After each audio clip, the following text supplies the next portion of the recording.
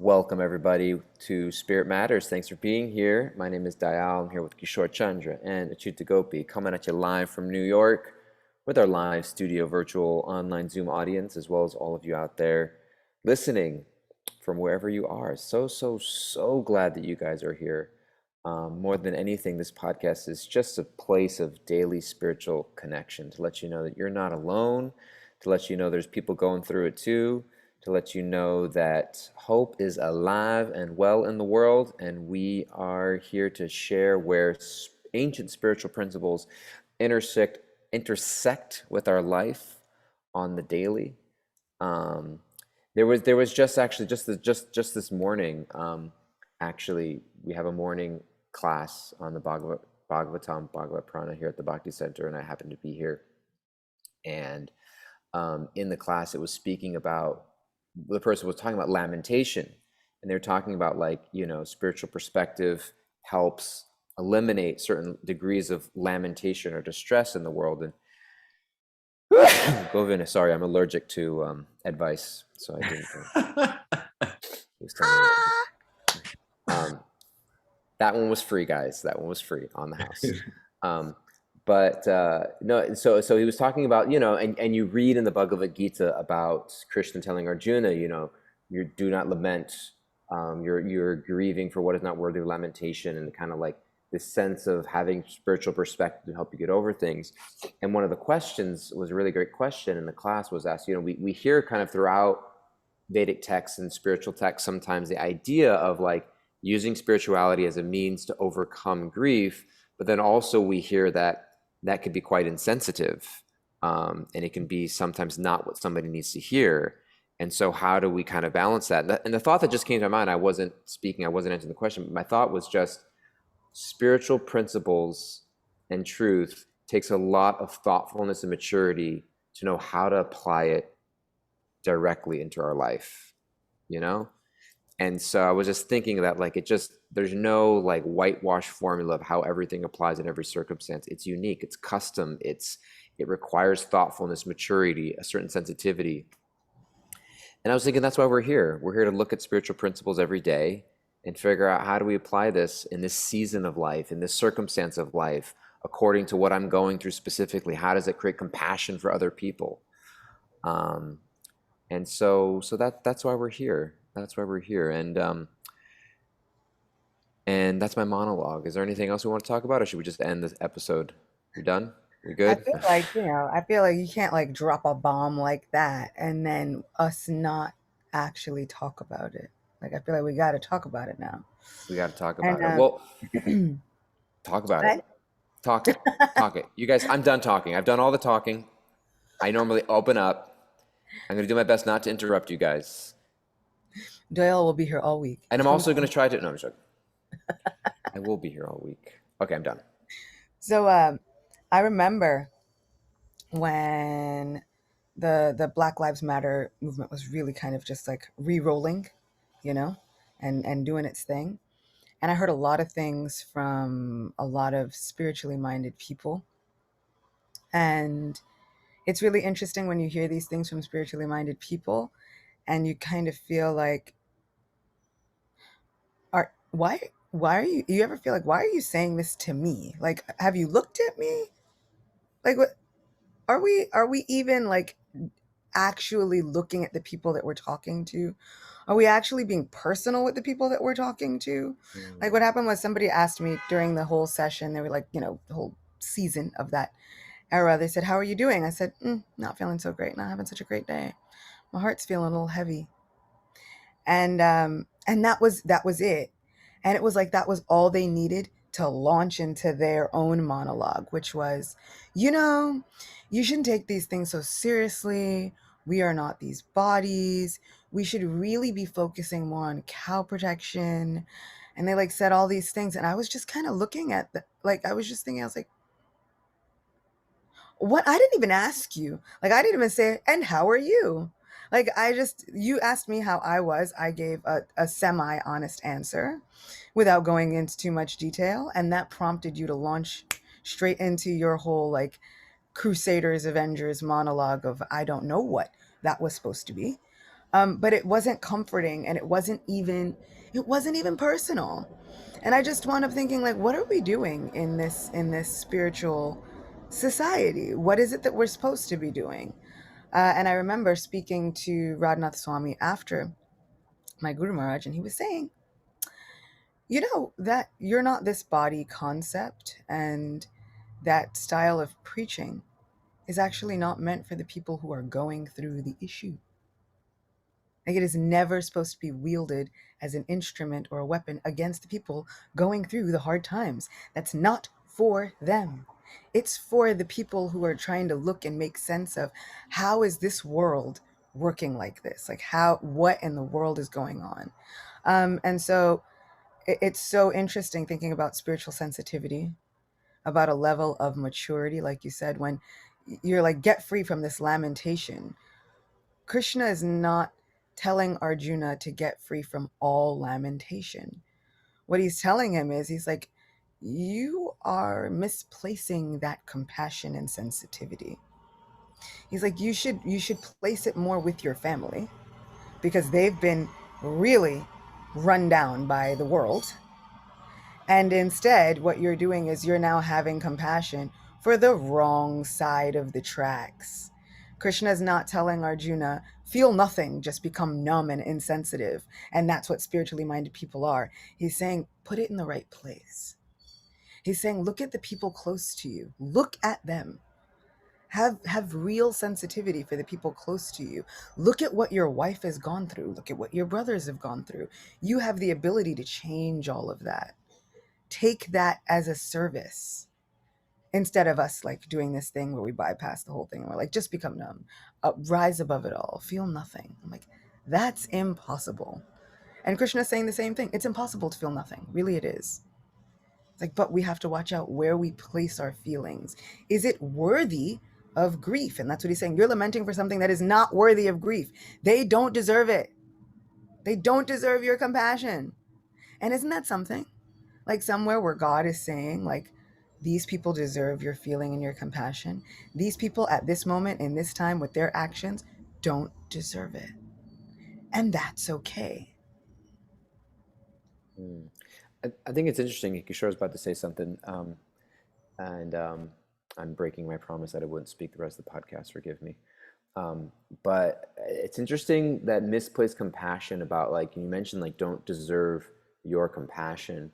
I think it's a fine line, in that I don't think that it's that no people don't deserve any compassion, but considering that each of us have a limited amount to give because we're limited souls, it's important, like, hey, your limited energy and attention needs to go here right now. I, the supreme source of everything, the ground of our being, the sacred supreme lover, will arrange for their compassion, because ultimately there is a compassion that's delivered in terms of everyone's ultimate destination.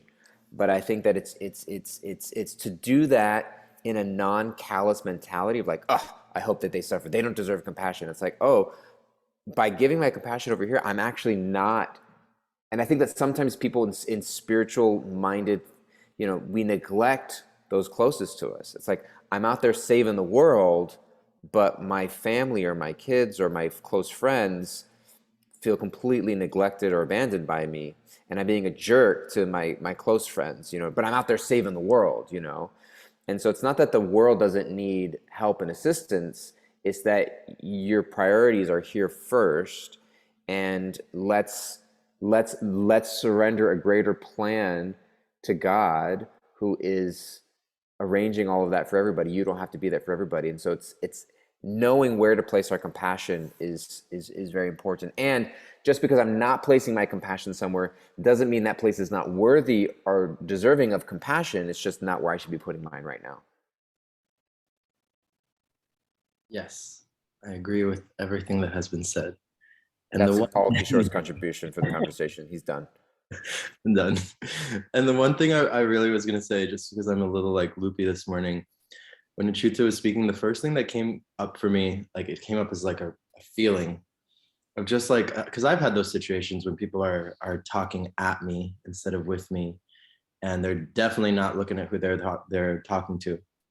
And for me, maybe it's a Scorpio thing, I'm not sure.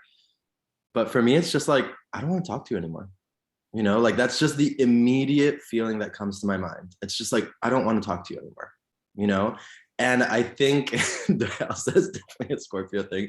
And I think that just, and thanks to actually for speaking first, because it's less of like, I don't like who you are or whatever, da, da, da, da. And it's more about exactly what you said, Dayal. It's like, okay, you're deserving of compassion, X person. You know, are going through your own journey, but you're not going to get whatever validation or answers or, you know, whatever it is that you're looking for, you're not going to get it from me. And actually, you talking to me about this thing, whatever this thing is going to make things worse between us. So it's best we appreciate each other from a distance. And I actually think it takes a lot of maturity to do that. And it sometimes can come off as like, I don't know, cold or whatever, or etc. But it's actually not, you know, sometimes it can come off as fake or whatever, all this stuff. But I actually don't think it is, because it's like, I can, I can, yeah, this is so beautiful what Martha wrote, to be spiritually selective without judgment. That's really lovely, because it's like, I can appreciate that you're a spirit soul, that you're part and parcel of divinity, that you're going through your own spiritual journey.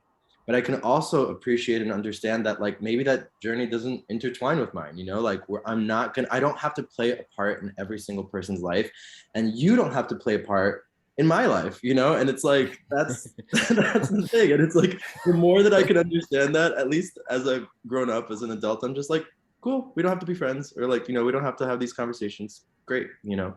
And the last thing I'll say is that in that verse, one of my favorite verses, one of my favorite sections of the Gita, like right at the beginning, right at Krishna's, when he starts, when Arjuna surrenders and Krishna starts instructing him. This verse you're lamenting for your lamentation is placed in an incorrect place, right? You're lamenting for that which is not worthy. Krishna also says that those with knowledge, right? That those with knowledge, those that are learned, they understand this. And so then after that, Krishna spends so much time imparting that knowledge to Arjuna. And I think that that's like something that's super duper important. It's like we have to do the work to understand that knowledge on a mental logical perspective. Then it takes years and years for us to like embody that knowledge on a realized perspective. It's a long journey, you know. It's not just, oh, you're not this body, so I can talk to you disparagingly, you know. It's not that.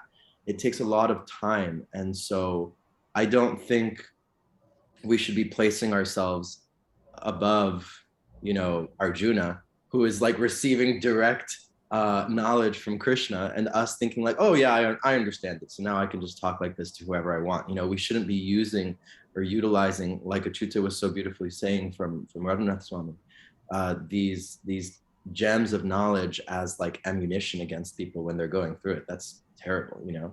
And if someone does that to you, I guess I'll end with this. If someone does that to you, please Here feel comes a real Scorpio insight. please feel free to just like, you know, at least that's Let them know that they don't need to be a part of your life.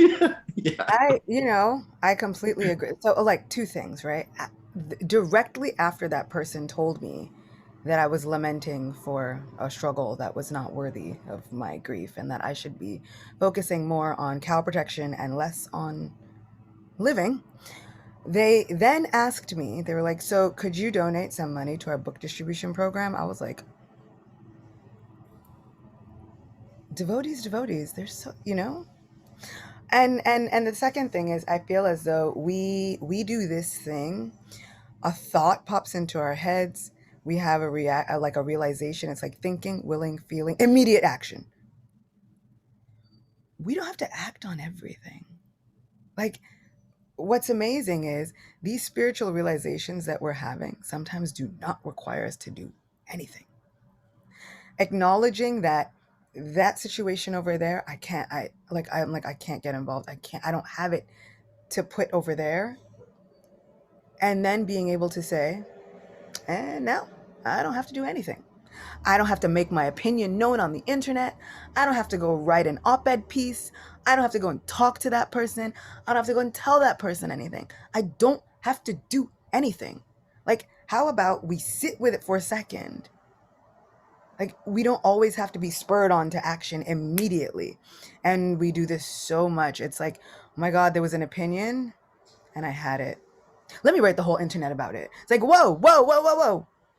How about not? How about we take a second? And sometimes we don't ever have to write the internet about it. Sometimes it's just not that important that everybody's got to know what we're thinking at all times.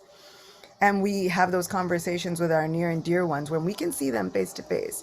And I was talking to my friend Kishore, Krishna Kishore, and we were having a conversation about like just controversial things.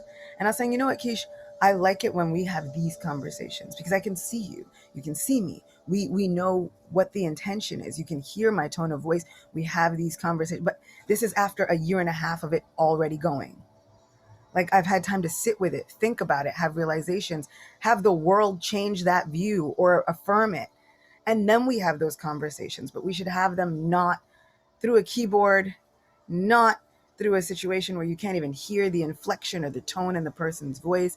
But sometimes it's like, to be spiritually selective and to develop that maturity sometimes means to do nothing.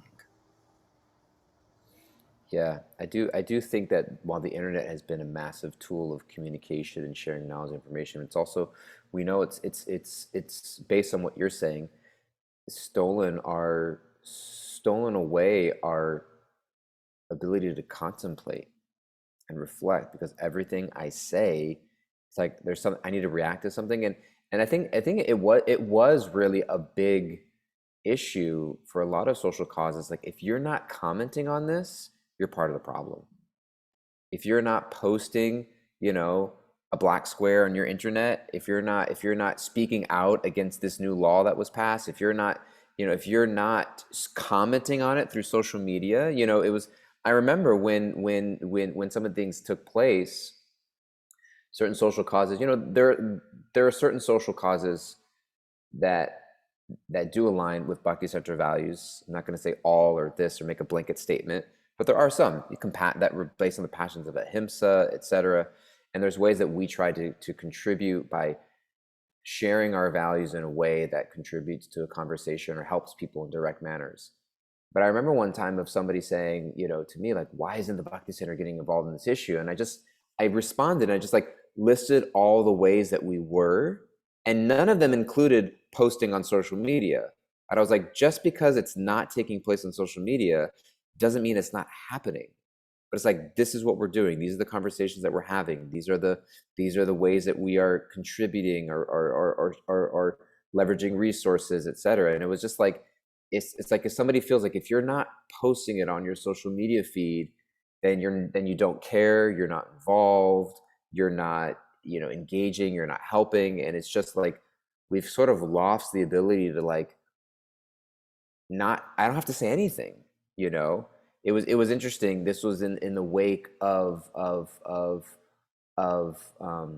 there was a celebrity who, did something that was kind of social. There was social backlash, and somebody, I remember, asked, I think it was Daniel Radcliffe from Harry Potter, and they asked him, like, what's your opinion on this? And he said, I don't have an opinion. He said, so many people have commented on this, I don't feel like I need to. And he just left it at that. It wasn't like, he's like, why do I need to have an opinion? Like, so many people have commented on this. Like, why do I need to add another one? And so I think that sometimes being able to say nothing, being able to contemplate what we think about something, being able, if we have an opinion, share it with close people in my friends circle and family to process. And so I think that that contemplative living, it just creates a very reactionary society. If someone is coming for you for not posting on your social media about something, please feel free to cut them out. That's all I will say. And the reason I say that, I say that jokingly, but also seriously, because I really appreciated what Doyal just said in terms of like, I don't know how we got into this topic, but we've talked about this so much, substance versus form. And that theme shows up so much in the sacred texts in Bhakti. And even in the Gita, so much of Arjuna's idea of what renunciation looked like, or his idea of what being spiritual looked like, or all his preconceived notions of, if he didn't fight this war, then X, Y, and Z would happen, right? And Krishna basically spent the entire Gita being like, actually, you're missing the mark. Actually, this is a deeply internal journey, and it's not about what it looks like on the outside, right? It's not about what it looks like on the outside. And so much of this performative, kind of like, I have to post something to show I'm in support of something. It's kind of, I don't know if I should use this word, but it's like, if you don't show this, then that means you're a bad person. And I've, not to get into this so much, but it's so interesting when you like speak with someone like on a face-to-face level, and like Achyuta was saying with Kish, it's like, it's so different than their online persona, and it's like so much is lost in translation. And it's like, we don't have to be blaring our opinions and even our like spiritual lives out there. Something I've been noticing, something my partner told me, and I'll end with this, and I really appreciated this, because I've been like taking a step back from social media a little bit, just like reassessing what I want to do with it. And he was telling me, he's like, yeah, I don't really like posting pictures of us. And I was like, why not? I'm the more romantic one. We were talking about relationships yesterday. I was like, why not? I love, blah, blah, blah. And he was just like, well, like when we post pictures of ourselves out there, like we're just like putting it out there, and I don't want to receive others' envy. And I was like, oh. And he was like, yeah, it's like, we're happy right now, and we're having like this beautiful, amazing relationship right now, and who knows, that might change. We have no idea what's going to happen. But when we are putting that out there, we're inviting people's like subtle, opinions and their energy and how they feel about our relationship and the social issues around our relationship and everything, whether it's good or bad or everything. We're inviting all of that energy in. And he was like, so best not to. And I was like, yeah. And I really started to take that in, of just like, let me keep my personal stuff maybe a little bit more personal. Let me keep my personal opinions maybe a little bit more personal. Let me keep my spiritual life maybe just a little bit more personal, just for right now, maybe later, whatever, like this. But I think, oh, Brett is here, sorry. And Exposed. exposed. And I think that just to this topic of like not having an opinion about everything at all times, and giving yourself time to contemplate, and giving yourself time to just like figure things out, and really feel how you feel about something is so important. Like understanding if I'm at a place where I can enter into that or not. Yeah. But if you don't interrupt your like romantic beach walk to take a photo and post it, did it even happen, Did it Kishore? really happen? Was it meaningful? Okay, was it mindful if you weren't posting about it on social media mindlessly? Did You you know take a what? Did you take a photo of you guys in that moment and then post those reflections? I've been tightening up our time, keeping our time check to keep us on schedule here. We're out of time today, and I'm going to wrap it up by asking Kimberly to send us our takeaways, and then Kishore and Achyuta can share what they're taking away with us. We like to wrap it up and make sure we have a few things that we can remember and take with us. So, Kimberly, please share what you got for us. Okay, so my takeaways today are being spiritually selective without judgment. We can appreciate and have compassion for others at a distance. We don't have to intertwine with everyone's journey. It's important for us to direct our compassion and sensitivity to the right place, especially to those who are closest to us. And we can surrender the greater plan for everyone to God, since we don't have to act on everything. Thank you. Kishore, Achyuta, you got something you're walking away with? Keep it in your pocket. Yeah, just this remembrance. And I've been a bit like that. Like I really curate my social media carefully. Like I'm really like conscious about what I post, and just being able to sit with it, to sit with my life instead of performing it all the time, to be able to sit with my decisions, to sit with the events that happen. I went on a walk and I took loads of pictures and didn't post not a single one because I just took them just because I wanted to have the memories later. And so to just be able to sit with that and resist the urge to be like, oh my God, look at what a cool place I'm at. It helps me remember that I'm not living just to run away from whatever lacking feeling. And I'm not posting just to run away from whatever feeling of lack or FOMO or whatever. I'm living. I'm in it and I want to be in it. Mm. Yeah, I think just adding on to what Achuta was saying, I think that something that I'm walking away with and just that I'd like to add is that when you do that, when you take photos just for yourself, or when you're in the moment just for yourself, and fight the urge to like share and whatever, share your opinion at all times. If you do it more and more and more and enough, you'll actually start to notice a very big difference in everything that you do. And I think that sometimes we forget what that feels like because we're so used to doing the thing of like, I have to show people that I'm doing the things, you know, whether that's through social media or not, because we also do it like, you know, in life on our bodies, in our bodies. So I think that, yeah, just instead of the form, the performance, the showing of what I'm doing, um, moving towards the just being in what I am feeling and what I'm doing and what I'm experiencing. And it will start to trickle in a good way into the rest of your life. Beautiful, thank you. I actually post lots of personal photos, but I just do it on my close friends and family list. So if you're not seeing those, you know your place in my life. No, I'm just, I'm just joking. I don't have a close friends and family list. I don't. I don't.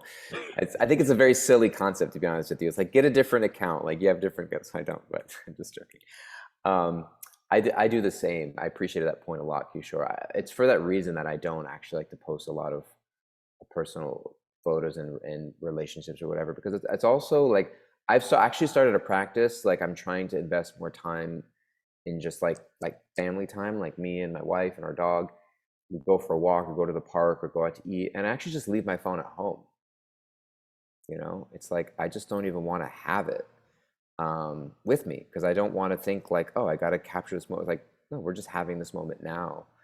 And so that's there. And then I think, on a serious note, I do think that I really love what you mentioned about I don't have to intertwine with everyone's life and they don't have to be a part of mine in a serious way, because I think that gets rid of a lot of FOMO and feeling like, you know, if I'm not invited to something, or I have to worry about who am I going to invite to this, or this person doesn't want to be in my life. And it's like, yeah, like I actually don't need to be involved in everyone's life, and they actually don't have to be involved or interested in mine.